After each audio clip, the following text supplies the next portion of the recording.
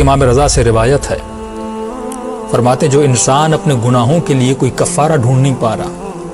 بہت لوگ آتے تھے کہ مولا میں نے یہ گناہ کیا وہ گناہ کیا، کوئی کفارہ بتائیے، تو امام فرماتے اگر کسی کو اپنے گناہوں کے لیے کفارہ نہیں مل رہا، فرمایا فَلْيُكْثِرْ مِنْ صَلَوَاتِ عَلَى مُحَمَّدْ وَآلِ مُحَمَّدْ، اس بندے کو چاہیے کہ کثرت سے صلوات بھیجے، کیونکہ یہ صلوات ہے جو انسان کے گناہوں کو مٹا دیتی ہے۔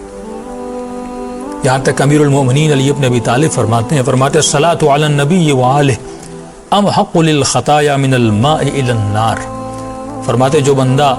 رسول کریم پہ صلوات بھیجتا ہے، محمد و آل محمد پہ صلوات بھیجتا ہے، یہ صلوات اتنی تیزی سے اس کے گناہوں کی آگ کو بجھاتی ہے کہ امام مثال دیتے ہیں کہ پانی بھی اتنی تیزی سے آگ کو نہیں بجھاتا، شاید پانی بھی آگ کو بجھانے میں دیر لگا دیتا ہے، لیکن صلوات اس سے بھی زیادہ تیز انسان کے گناہوں کو مٹا دیتی ہے۔ ایک شخص میرے چھٹے امام جعفر صادق علیہ الصلوۃ والسلام کی خدمت میں آتا ہے، فرماتا ہے ابی عبداللہ، امام کا لقب ہے، کہتا ہے مولا میں مسجد الحرام میں داخل ہوا اور مجھے جو مسجد الحرام کی دعائیں ہیں وہ مجھے یاد نہیں تھی، کیونکہ مختلف لوگ مسجد الحرام میں داخل ہوتے ہیں، مختلف جگہوں پہ مختلف دعائیں پڑھنی پڑتی ہیں، کہ مولا مجھے کوئی ذکر کوئی دعا یاد نہیں تھی، وَلَمْ يَحْضُرْنِ شَيْءٌ مِنَ الدُّعَاء، کوئی دعا مجھے یاد نہیں تھی، إِلَّا الصَّلَاةَ عَلَى مُحَمَّدْ وَآلِ مُحَمَّدْ، مولا بس ایک ذکر آتا تھا، وہ آپ پر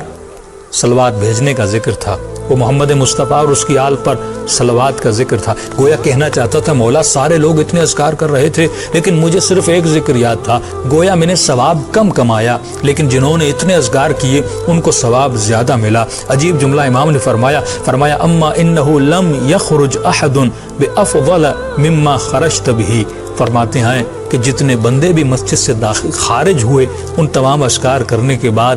ان سب سے زیادہ تمہارے ثواب کی جھولی بھری ہوئی تھی، ان سب سے زیادہ تمہارے ہاتھ بھرے ہوئے تھے۔ فرمایا اتنا افضل ہے، تم صلوات کے ذکر کو کم نہ سمجھو، جب تم مسجد سے باہر آئے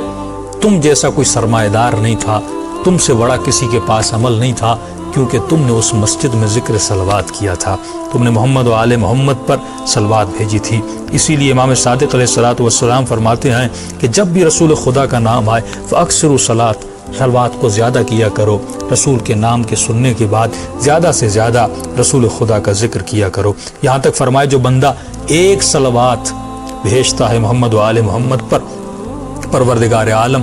ایسے بندے پر 1000 صلواتیں بھیجتا ہے۔ یہاں تک فرمایا 1000 صفیں ہیں ملائکوں کی،